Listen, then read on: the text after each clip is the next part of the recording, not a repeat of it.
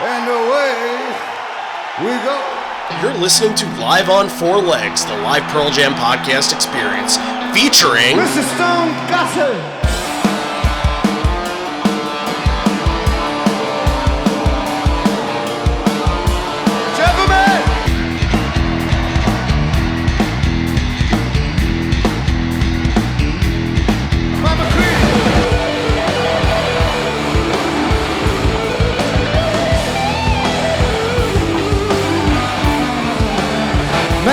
Fucking Cameron in the drum.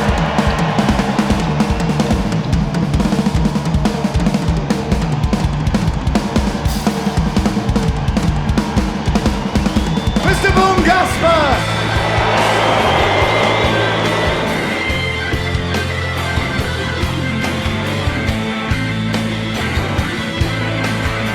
You can call me Al, you can call me Ed, you just fucking call me, why don't you?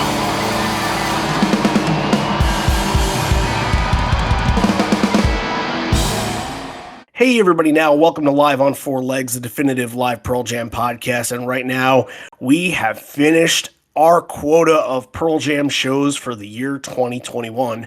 As far as we know right now, because there are 3 months left, anything can happen, but from what we know and what has been planned for a while, everything is now complete, and now we can finally look back in the rearview mirror, talk about it, discuss what was played, discuss what wasn't played.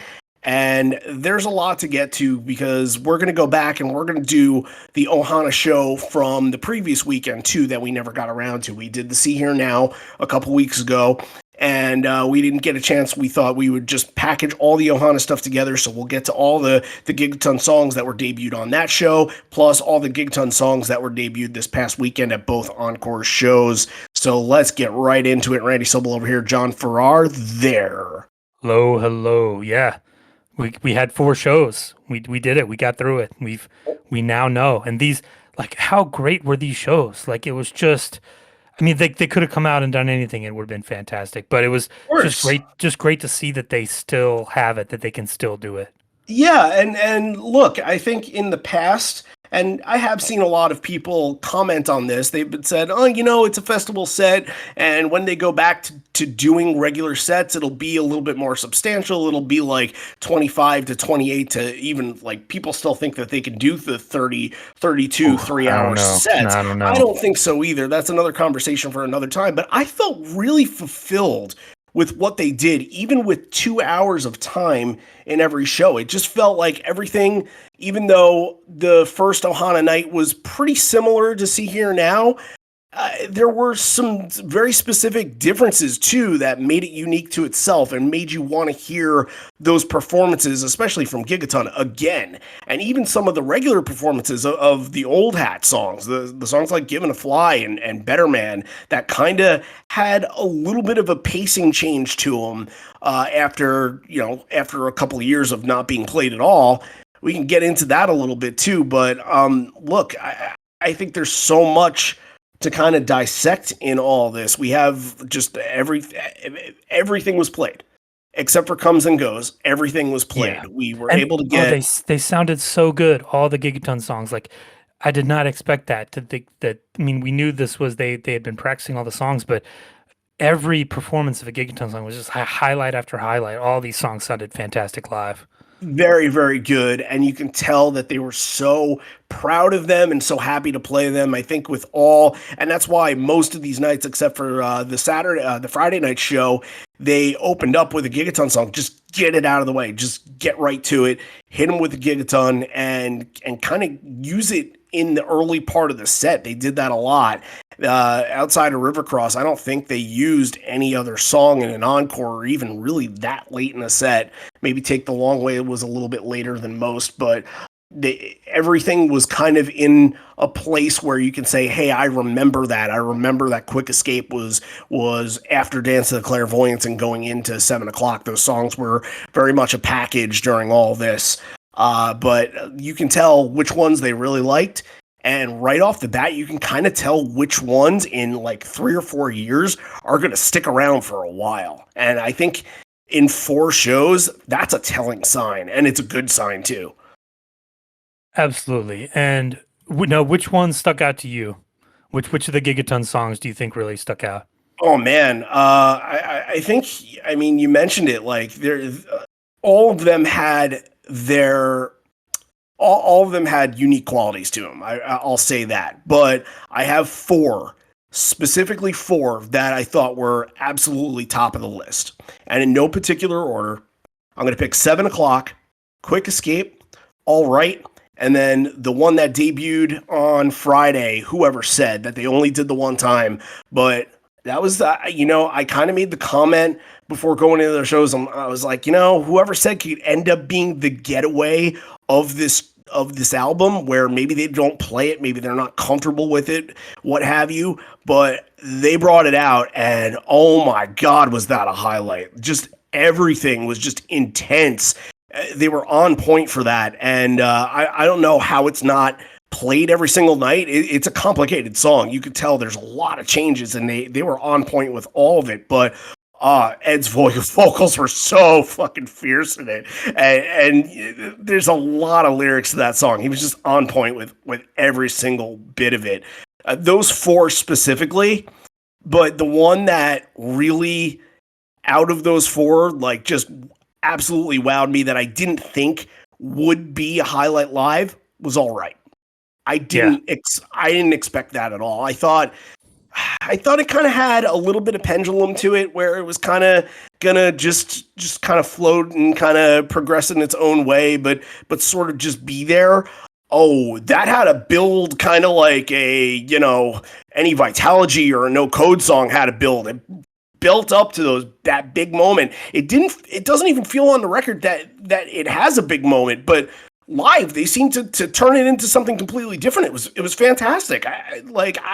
I didn't, it was probably number 8 or number 9 on a ranking before this, and now I have it at like number 5, number 6. I bumped it up after this. It was just so good from this show that you couldn't deny the way that they were able to translate it.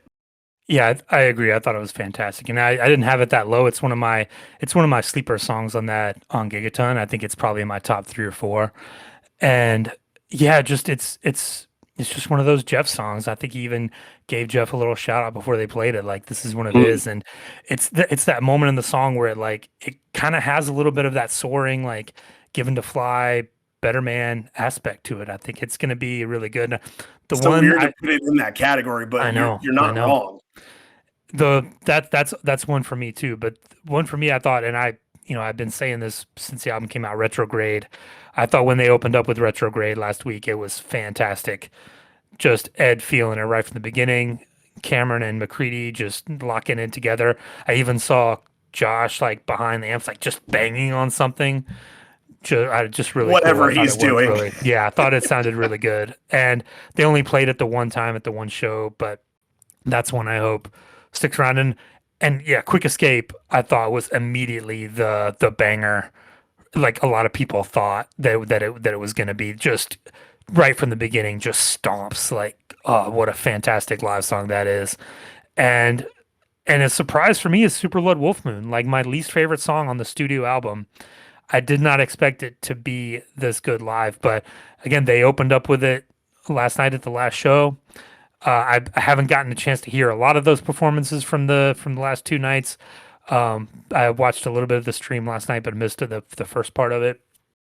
But from what I've heard from Super Blood Wolf Moon, it's much better live than on the record. So I'll give them credit for that.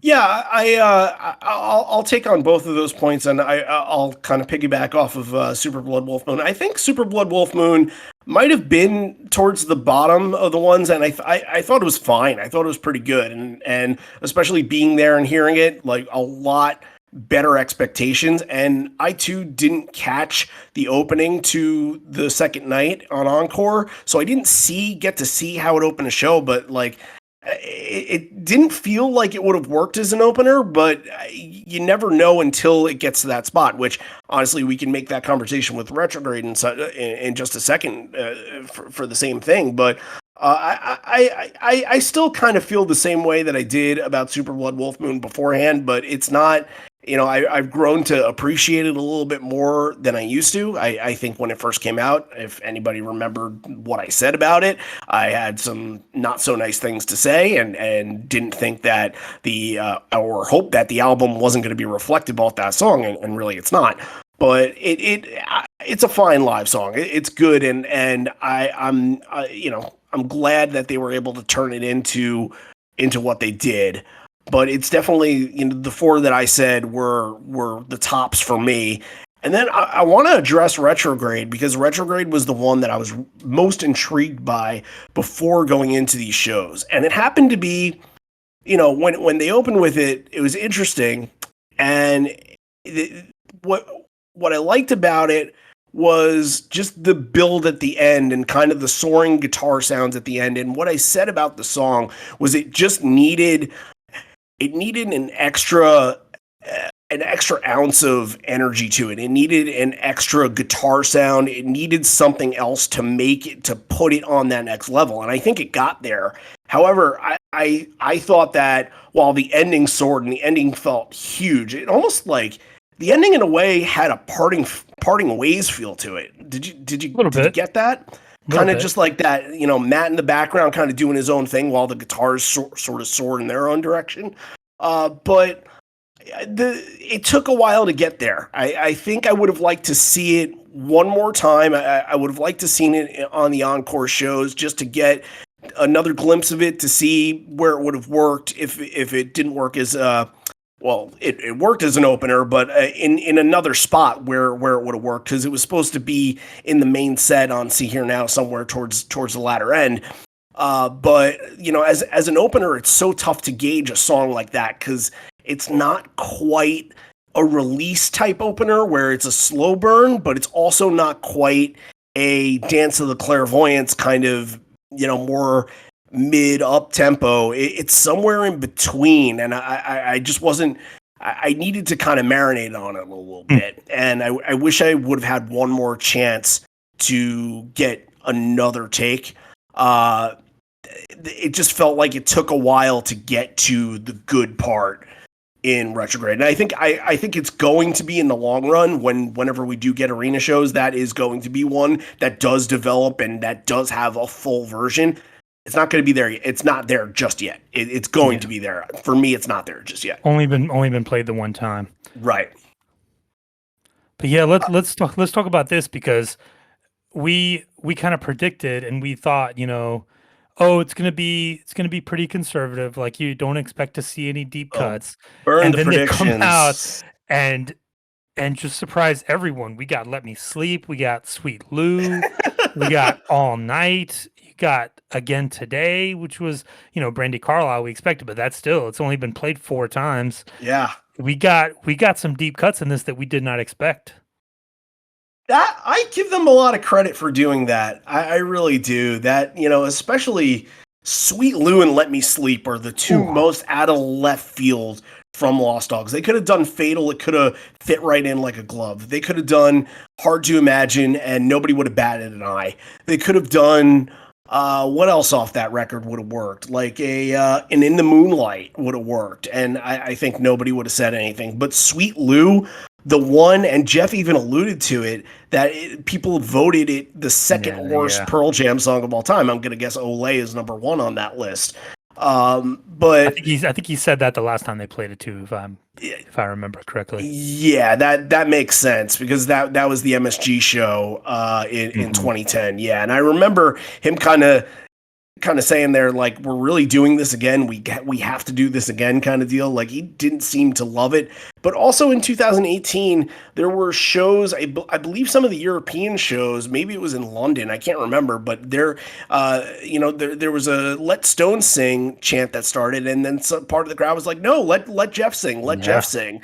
And I wonder if, they just had a laugh with that, and they kind of went forward with that, and they're like, okay, well, here you go. Here's what happens when Jeff sings. Ed bounces a basketball, and it's kind of a mess. Sweet Lou is definitely in the lower half of the songs, but a moment. You're creating a moment with a crowd that has waited a very, very, very long time to go and see them. And, you know, whether it's an ultra rare, super rare moment that hadn't been played in 183 shows, or something like A Given to Fly that gets played every night, like everything is going to have some weight and significance in its own way. And Sweet Lou, I think, just brought a lot of fun to the crowd. I don't think anybody in that crowd said, "Oh crap, we got Sweet Lou tonight. I'm really disappointed in that." You know, it's fun. Yeah, Let Me Sleep was the one that really, I think, surprised everyone that first night, because it was like, Oh, of course, that was just the second show, and they come back, and it was like, wait, what? Like that was the point where I think the stream had gone down. yeah. So, and then we heard like people like, what? No, what? But yeah, just the balls of them to just be like, yeah, we're gonna play 19 songs, like we're still gonna sneak in a couple of these. And we even got some of the like the mid-level songs. Like we got I Got Shit, we got Garden, we got Red Mosquito twice. Yep. You got a Last Exit, you got a Nothing Man. Like these were not just greatest hit songs, even though like they were, you did get a lot of those. You got your Given to Flies and Better Mans and Corduroys and Blacks and Alives, but they did a good job of sprinkling in like, you know, a smile here and there, and Not For You, and like, yeah, they just balanced really well. It's just he's still got it. He can still make a set list and throw some surprises in there. They did a 20 song main set last night. That was very cool. I thought that they were going to end up not doing an encore, that they were just going to stay on the whole time. And yeah, you're right. Once they got all to the end, you're like, oh shit, Black. Okay, that means something's coming next. Oh Yeah. no, Brandi's on stage. Oh wait, that means they have at least one more. But no, Jeff and Stone are switching up, so they're gonna do Smile, and then they go into Porch. You're like, fuck. When was the last time they did 20 in a main set? That's Right. That's very rare. That's kind of like, it looks like on paper. It kind of looks like a 1995 set list. You know, when they would play kind of all those bulk songs in the beginning, and then take just a really quick encore and do like A Rocket in the Free World into Ledbetter, and that's it. That's what it kind of seems like here, but you have songs from all over the spectrum that are thrown in. And you know, obviously 10 is going to have the most representation in any set. And I think that's kind of accepted, but to some people maybe not appreciated as much. But when you're at least getting 10, think about this. Out of all the songs that were played, there were two that I kind of almost thought that would be automatics, and maybe even three if you want to consider another one. There was no Jeremy, there was no Release, and being where they were all 4 nights, there was no Oceans. There was no there was no ode to any body of water song that they have, Amongst the Waves, Big Wave, even something like a Tremor Christ that mentions big waves. Like, there was none of that. It was I guess that they didn't want to go gimmicky and be like, oh, since we're by the ocean, we got to play Oceans. Or maybe they just weren't ready for it because they had a limited amount of songs to play. Yeah, and related to that too, and we talked a little bit about this when we did our See Here Now reaction episode, is they didn't, and I have not heard The River Cross yet. I need to go back and find a video of it, but I don't think they gave us like a big emotional cathartic moment. No, really. It didn't seem like they didn't go for the jugular for this crowd to be like, we're gonna hit you with, you know, this huge heavy songs like a Release or like something like that, where it just would have broken everybody down. And maybe River Cross was that. You know, the people who are there can let us know, and we're gonna have our Concertpedia reviews up in the next couple of days. I actually did get to see it. I think I can't remember if I saw it live or if I watched it afterwards, and my thought was that it was okay. It wasn't. It was fine for what it was, but it wasn't that, like, when Ed did it solo, he starts like shrieking and he starts getting into really like hitting the keys. And he did that live stream and he like broke down at the end. Oh right. Right. Yeah. That's exactly. You're absolutely right. Like, that one's really important. But like in this, it felt a lot more casual, kind of, you know, happening in the third night. And they're just like, all right, well, we debuted 2 other songs this night, and we've brought the pump organ across country, and we have to use it. and seeing Ed kind of at the organ with a backwards hat, and it just felt, and I don't know why that kind of felt like it ruined an emotional moment for me, but it seemed like they didn't take it as serious as maybe some of the crowd would have anticipated them to. Interesting. Well, you mentioned Brandi Carlile. Let's talk about Brandi Carlile, the future Well, Soundgarden lead singer. I think you mentioned Brandi Carlile, but Okay. it's okay. We Yeah, can still talk about her. Yeah, 2 appearances here. A Better Man, which was very haphazard, but still her parts. I've said this about her. I think this was in when she did Seattle, and we haven't done that episode. We haven't done the first home show. We will later this year. But when we do it, I will make mention to this again, that whenever she sings with Ed, she fucking laps him like 5 times over. Ed is way far behind and he's way low octave, and she's just like blasting soprano. And you know who the star is in that aspect. Better Man, while they were trying to figure some shit out and they were trying to get it together, and it felt a little bit like a mess, like going into the transition into the what they were trying to do for a tag didn't really work because they weren't sure how to incorporate Brandi in all that. But Brandi killed it. Brandi absolutely killed it on both appearances these nights. And if she wants, and she does, if she wants to be part of Soundgarden and they do some sort of like Soundgarden reunion tour, hey, you would love to for Kim and Ben to be able to tour and get some money out of that. Call it New Dragons. Make a absolutely new band, like do a thing. Yeah, like, and if you go back and see those videos of her doing "Searching with My Good Eye Closed," like it's fantastic. She can do it. There's no doubt that she can do it, and she honestly might be the only one that could. Maybe.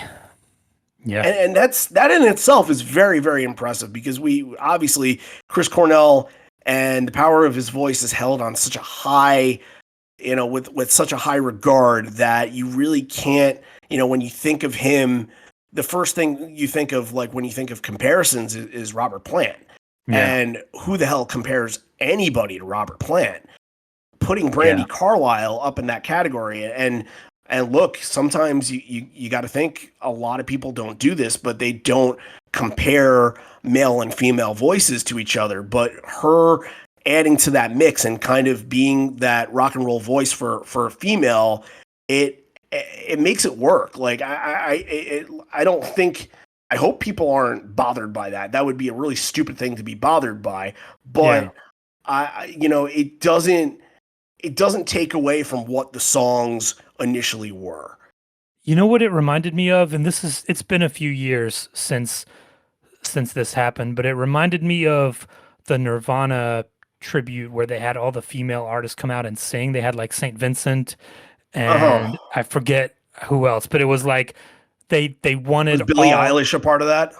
It might have been even before Billie Eilish was a thing. Okay. But this was a few years ago, maybe. But they did a Nirvana tribute show with only female artists, and they each did like 3 or 4 songs. And it was like, they were like, that's what they wanted. Like, because, we think of this music as being kind of dumb and macho, but like Nirvana always had a really kind of feminine energy, like Pearl Jam does too, a little bit. So, and like Soundgarden, maybe the least of those 3, but still, like, yeah, I'm all for it. Like, I would love to, and I'm, like I said before on this podcast, I'm not the world's biggest Soundgarden fan, but I would give that a listen. Yeah, and I think the song choices that they would make would be all of the stuff that you'd want to hear from Sound. They wouldn't go really that deep into Louder Than Love, or Sure. I don't think they'd go into anything from King Animal kind of deal. So you would get, Fell on Black Days era. Yeah, exactly. The Day I Try to Live and Jesus Christ Pose and Outshined, absolutely. Rusty Cage. Yeah. Hell, if she would do Outshined, I would fucking, that would be phenomenal. I don't even would they even approach that? That would surprise me. But we'll have to see. If it does all work out, and it seems like they really like her and they have a really good relationship with her, and they joined up with her on her show. She played the Gorge a couple months ago, and they joined up and they did Black All Sun, and I believe Searching with My Good Eye Closed again. Yeah. And look, if they want to make it happen, I don't know if it's going to be a full tour, but maybe it would be like a thing where they sign up for a festival gig and that's the place to see them. Maybe it's something like that, but I'm in. Yeah. Whatever it is, I'm in. Yeah. And how about we have another touring member of Pearl Jam, evidently. How about Danny Clinch coming out and just playing what, 3 shows in a row, 4 shows in a row with the band? Yeah. He's evidently in there now too. Yeah, it's Danny Clinch, and then there's Andrew Watt, and then on top of that, of course, Josh Klinghoffer. I still really have no idea what Josh Klinghoffer's doing. I didn't have a good vantage point of watching him at See Here Now. He was kind of behind Jeff a little bit, and I don't know, like it's good that maybe an extra member isn't prominent in all this, and that they're just kind of in the background. But it is weird that you kind of forget about them, and then after a while you're like, wait, where is that voice coming from? It's very high pitched on something like Take the Long Way, which actually has female vocals on it on the album track. He's singing that, and you're like, wait, where's this coming from? Where is he? Which songs is he involved with? Which songs isn't he involved with? And it's just, I don't know, maybe it's kind of how the way that Boom started, where Boom kind of, found his Love Boat Captain and I Am Mine type songs and sort of faded into the background in other songs and didn't come out during some of the more punkier or hard rock kind of stuff. But I'm still, jury's still out on at least Josh, but it seemed like the first weekend, like that kind of went to the Earthlings right there. It really did. Yeah. With the 2 performances and the one that kind of came out of nowhere, that spurred out of nowhere when Ed took over because Kings of Leon dumped out. I shouldn't say dumped out. They their mother passed away and they had to go tend to that. But Ed put together a really nice tribute. We didn't get Long Road in any Pearl Jam set, but we got Long Road there. And then they played Molly's Chambers, which I love that Kings of Leon song. Molly's Lips was cut. Like they were gonna do the. I mean, I think it's what, the Vaselines or something. Originally, yes. That's the one that Nirvana covered. Like Pearl Jam's never done anything Nirvana related. That would have been crazy. No, however, it's funny you mentioned that because the episode that we're going to be doing this week, there is a Nirvana mention in the episode. So but not a song, not any kind of music related thing. Nope, not anything music related. But also on that point, we did get an appearance from Pat Smear this weekend. Yeah. Oh, that all-star band. I love Pat Smear. Of course. Yeah. How about Ed? The picture of Ed wearing the germ shirt and standing next to Pat Smear, that warmed my heart a little bit.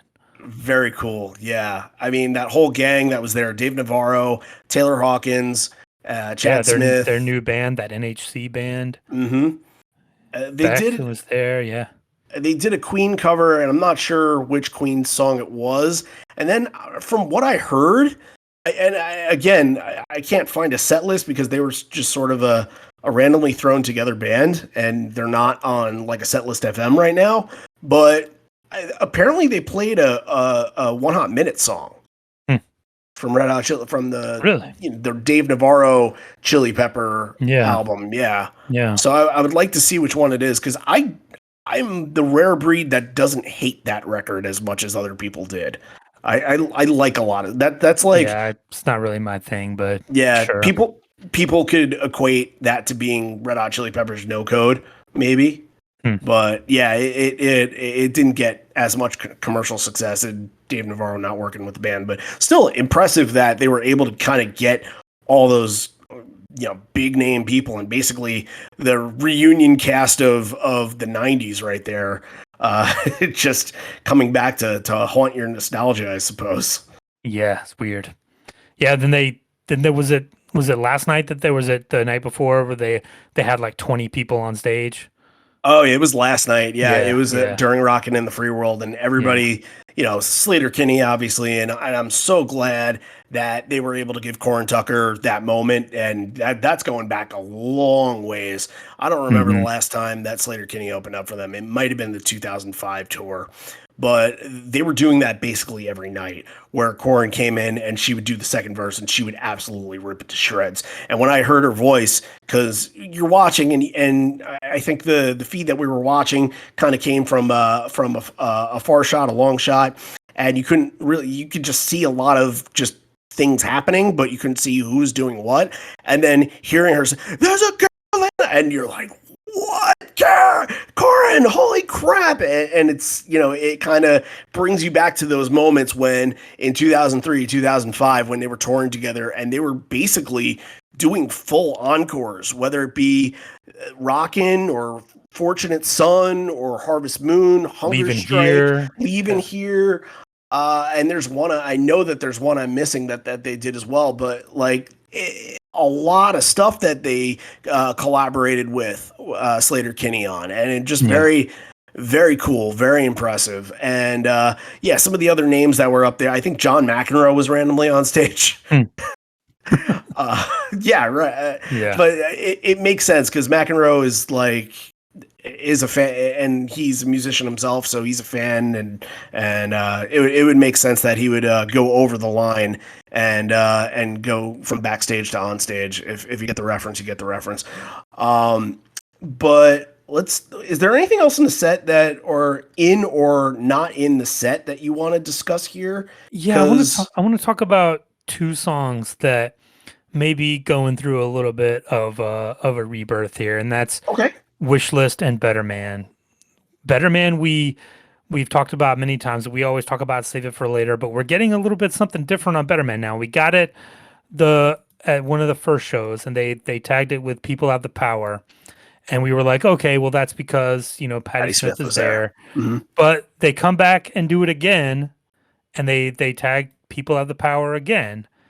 And I'm wondering, the first Ohana, Brandi came out and sang, so they didn't do it there. But the one over the encore, they did People Have the Power again. So I wonder if this is going to be kind of a thing that we're going to see going forward, where we're going to see Save It for Later start to phase out, and maybe People Have the Power has a little more weight to it with everything that's going on right now. You might start to see that a little more. And then Wishlist, like I've been a broken record on the show talking about how great Wishlist was from like 1998 to 2003 with the tags, like Why Can't I Touch It, and everything they were doing. And here they go and they start tagging Waiting on a Friend by the Rolling Stones and doing Wishing on a Friend. I thought that was fantastic. I think those two songs, I'm really excited to see where they go from here and how they're used. There's a really good, the transition to get from Wishlist into that Waiting on a Friend riff is very, very well done. And I would like to see it continue, and especially that one, just find different things to add on to Wishlist. Find things, and if you want to make that the tribute song, make that the emotional song, like they did for Charlie Watts and talking about Norm Macdonald as well, then that's a good one to do it for, because it's not necessarily bringing tears to your eyes, but it is, again, you mentioned Wishing on a Friend. That's referring to all that, and it's kind of saying more with less words, and I think that's most of their tributes, so to speak, from this night. I think a lot of people kind of predicted that everything would be a tribute to something, and I think that still is a little, I wouldn't say bothersome, but like just definitely curious to me that they didn't do something like Release, and they didn't do something like Light Years, and the Light Years one, that's going to stick at my craw because they crossed it off the set list. That was literally the one song I wanted to hear. They crossed it off Stay Here Now. No binaural at any of these shows, right? No binaural, no lightning bolt. Yeah. I think the no lightning bolt is probably a lot weirder. Yeah, it is. No, I mean, that would have thought we would have gotten the song lightning bolt at least once. Oh, we talked about how that was going to be kind of elevated, but yeah. You want to talk about emotions and trying to tap into tributes, Sirens. Mm-hmm. That could have been for somebody somewhere. Yeah. It just, and I said this during See Here Now, the reaction episode. My overall guess is that they wanted to leave all that shit behind and just play, because literally they could have done a whole show that was dedicated to John Prine, or that was dedicated to more people like Charlie Watts that we've lost since and it's far and wide, from people that maybe they know in their personal lives that were lost to COVID, to anybody. They could have made an entire show about that, but they decided it could have been so heavy, like emotional, like you almost wouldn't have been able to handle it in the crowd. Like people would have lost it. And think about what Gigaton was supposed to be promoting and representing. Very pro environment, very pro climate change being a real thing. And River Cross was kind of supposed to be the one that, and I thought that we were going to get like some sort of Ed speech saying like, this is our planet and it's our only planet and we need to do our best to save it. Even if it was just those words, that would have led to something more emotional in River Cross. But they said, nope, we're going to just bypass that and just play the songs as they were. There were no tributes, and you got to think of what else is going on in the world right now too, with the abortion laws, the awful abortion laws that are happening in Texas. And on a regular arena show, anything like that's happening in the world, Pearl Jam brings it up and they bring attention to it. But this time they didn't. And maybe it's because it's a festival. Maybe it's because they were locked into 2 hours, and something like that needs more attention to really talk about the details and maybe get Ed sort of mad and channel something. But they decided against that stuff, and I don't think it hindered any of the set. I think it was just a very curious decision. Especially something like Release, and not bringing Release into the fold, I think was probably the biggest surprise for me, especially after that third night going to starting the set with Low Light, Absolutely. I am looking here to see like what else we didn't tap into. Is there anything, like any song that they played that surprised you that you didn't think they would play at all? Like I didn't think they would go, and I know you picked it in your prediction set, but I didn't think they would go to Life Wasted. I didn't think they would go to anything off Avocado. It just didn't seem like that was in the cards. But I mean, Low Light was a complete surprise. I Am Mine was a night. I'm not surprised by I Am Mine, but I'm thankful that they did go back to something from that record, especially that's another one that could kind of buy into the whole emotional tribute sort of deal, saying less while playing more. But it's funny that we mentioned that, because what do you always say with I Am Mine? Yep, it's never like it needs that big moment. I'm waiting for it to for Mike to just go off at the end and have it be a huge thing.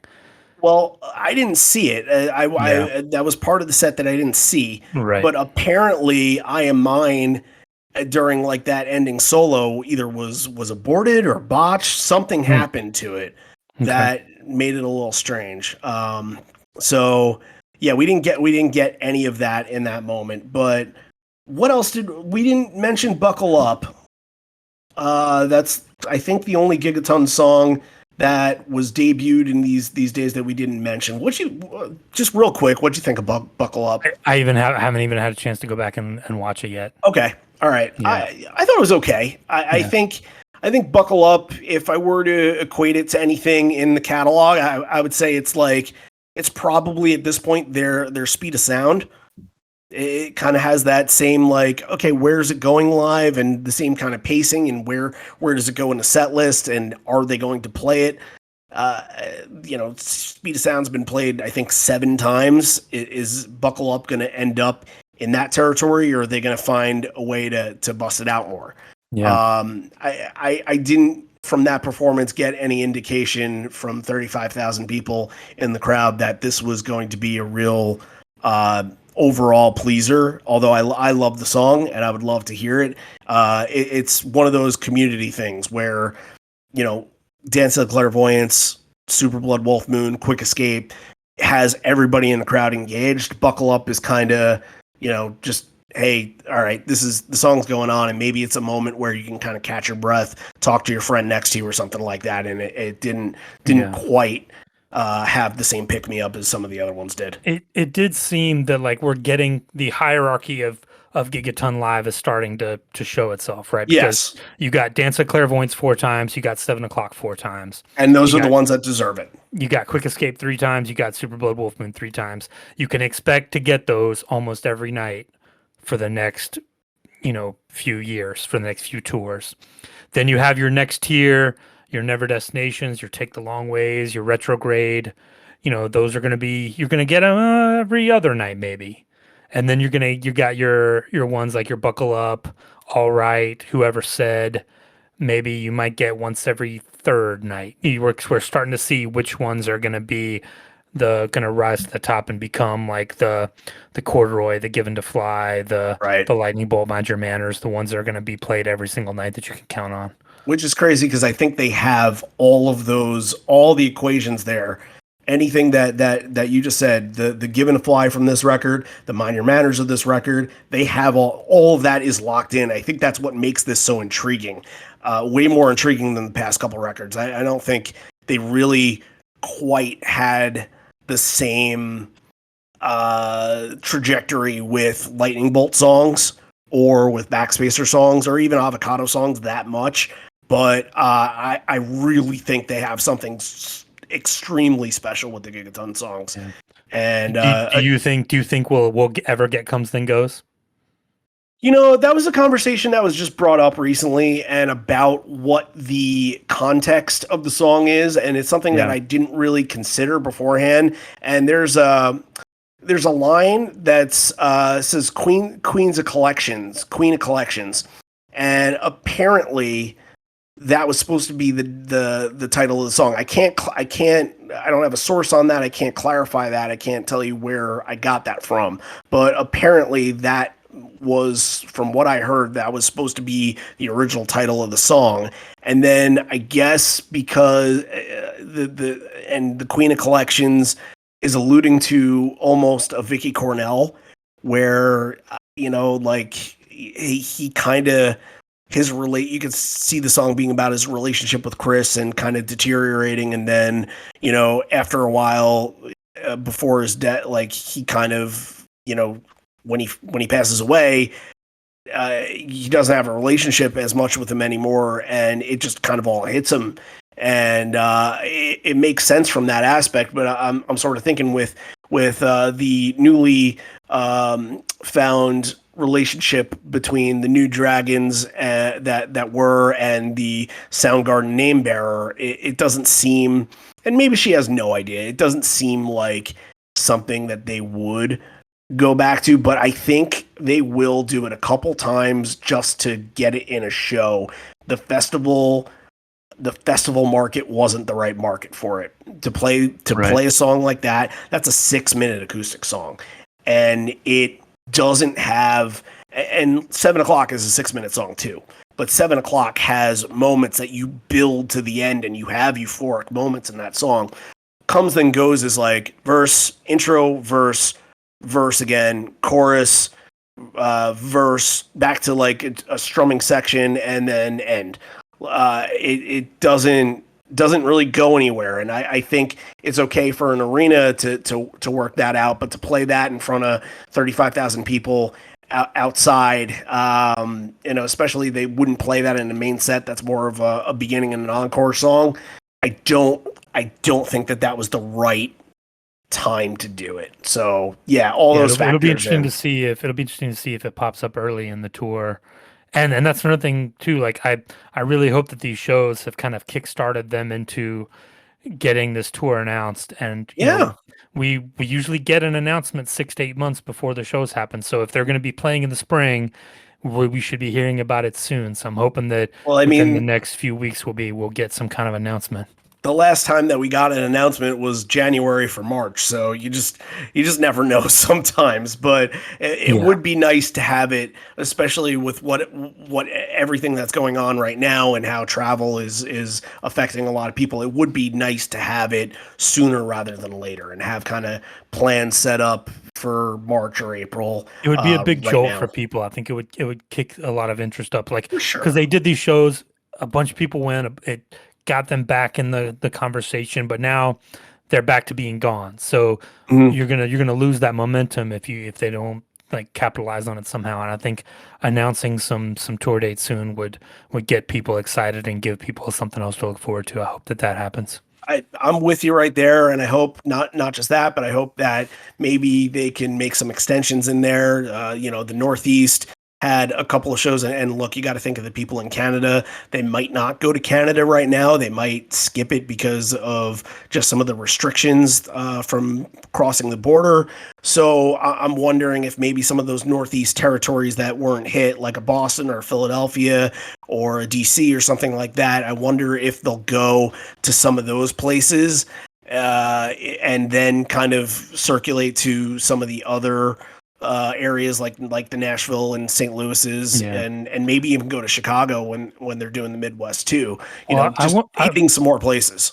Absolutely. And along with that, like I wonder too if this 20 to 23 song set is going to be the default going forward, if maybe they'll do a few more 2-night stays in places to get in, like do 2 nights in places where they haven't been doing 2 nights in a long time. We might get hopefully something like a 98 or a 2000 where they're doing 2 nights at a place at a random city in North Carolina, or in a place in like Atlanta, Georgia. Yeah, they've never done that in Atlanta. They've never done 2 nights back to back. But yes, they have. What are you talking about? Oh, 94. That's ancient history at this point. I'm thinking 98, 2000, 2003. Okay, all right. But yeah, but I would like to see that if they're only going to do like 20, 23 songs, then yeah, throw in an extra night at someplace like a St. Louis, throw in an extra night someplace like a Phoenix, or give people a little extra something, like a DC, give DC 2 shows, give Boston 3 shows, like I'm down for 3 shows in Boston. Absolutely, let's stretch this thing out.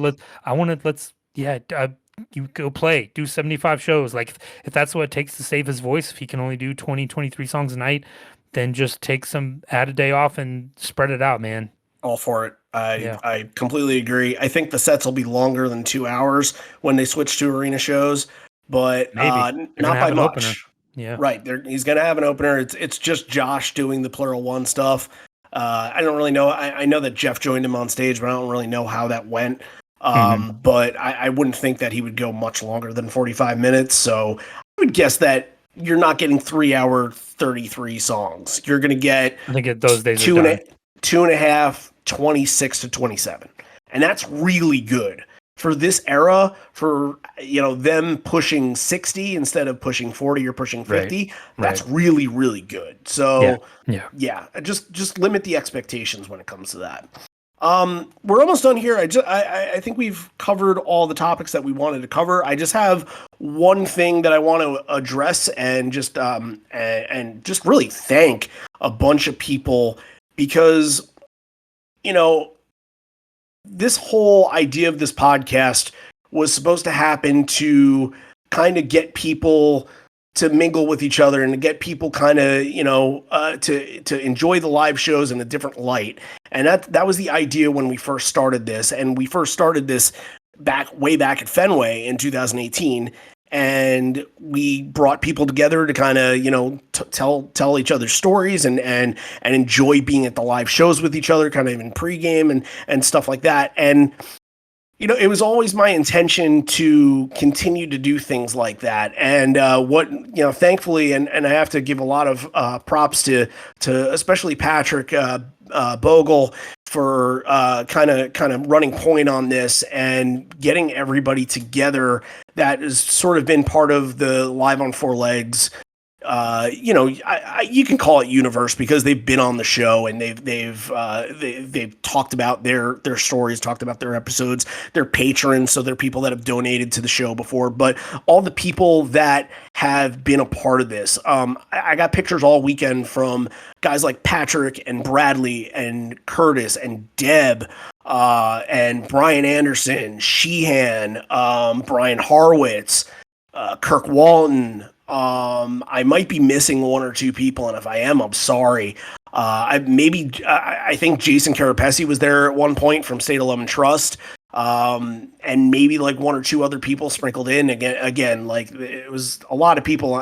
If I'm missing you, I apologize, but they all came, they all went, met up with each other, and I thought, hey, it would be kind of nice. Hey, do you guys want to wear Live on Four Leg shirts? I'll send you all the shirts, because we sent, all these people have either donated to the website project or they have contributed to the website project with writing some awesome reviews. And the people that I just mentioned have done some of the best stuff. So they and that's not to say that the people that I didn't mention didn't do great stuff, because they did too.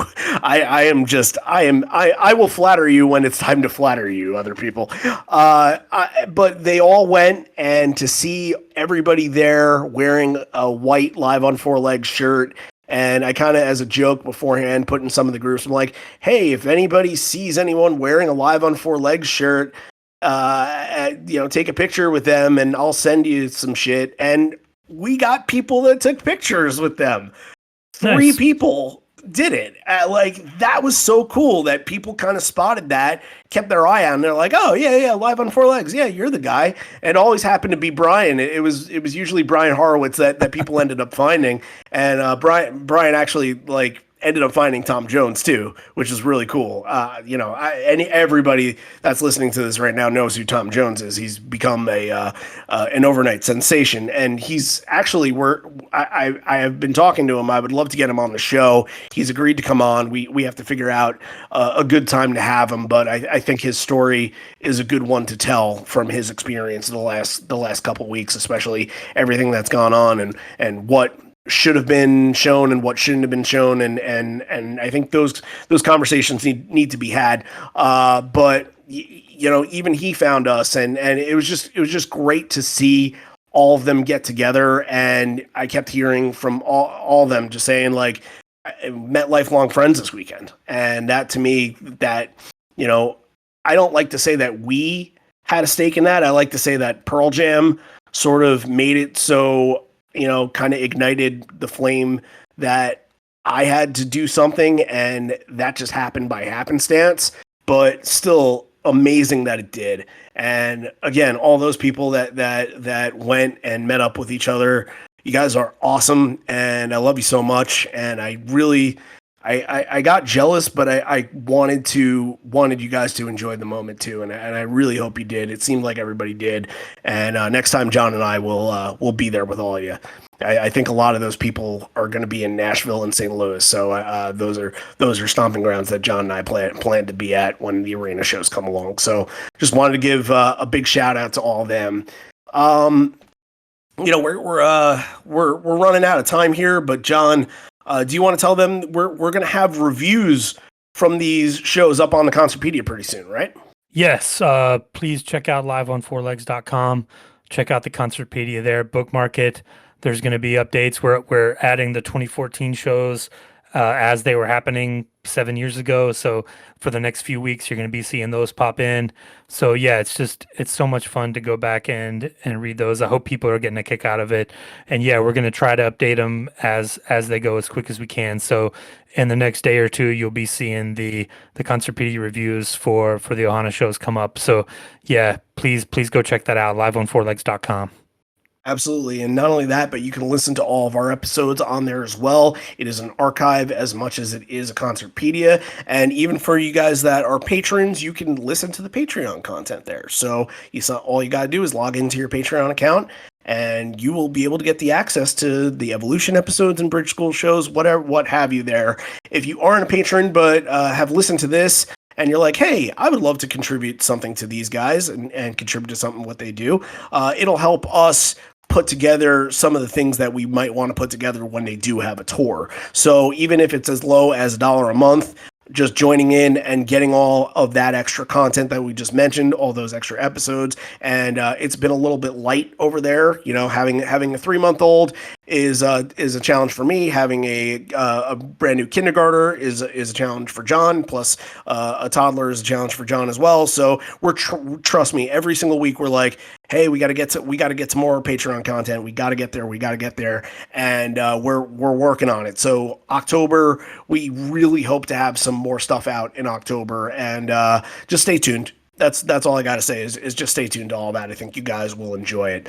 Now, episode is happening on Wednesday as we normally do. Seattle 2009. That, there's going to be a lot of correlation with that show and to what we just all talked about, because there at that show was basically the Backspacer debut. The Backspacer came out that day or the day before. Mm-hmm. So all of those songs mostly were debuting for the first time, and you were getting the first glance at that. You were kind of getting the first glance of a new era. And there's a lot of similarities from the Backspacer era to the Gigaton era that I think we can kind of go back to too. So it was a good time that we were able to make the show. It's part of our hometown series that we've been doing all year, celebrating the 30th year of the band, focusing on all their Seattle shows or most of their Seattle shows. But we picked this one to happen at a good time. So that's happening on Wednesday. If you're interested in that, that is all on.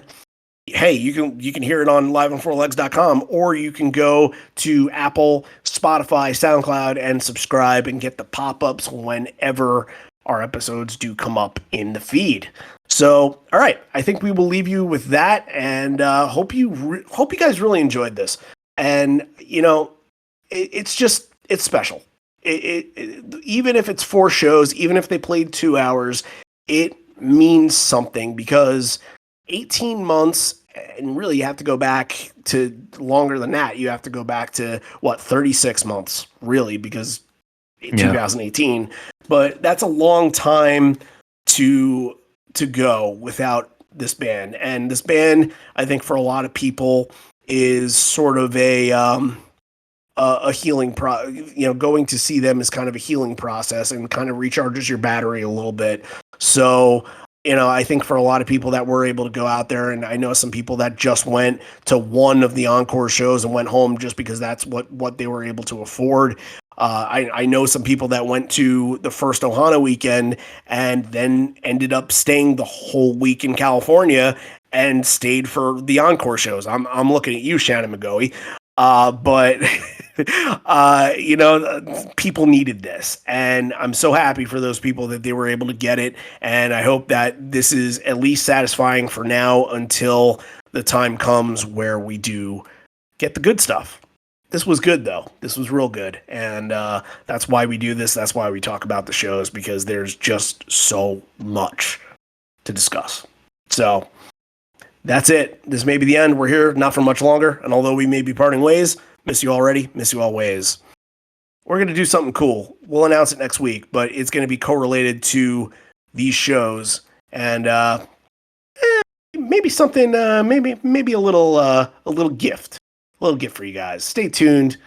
And if you're not on the Pearl Jam Podcast community group on Facebook, then that is where we will be promoting that. So if that's not a teaser, it's probably not a good teaser, but something along the lines of distributing something cool will happen in the next coming week or so.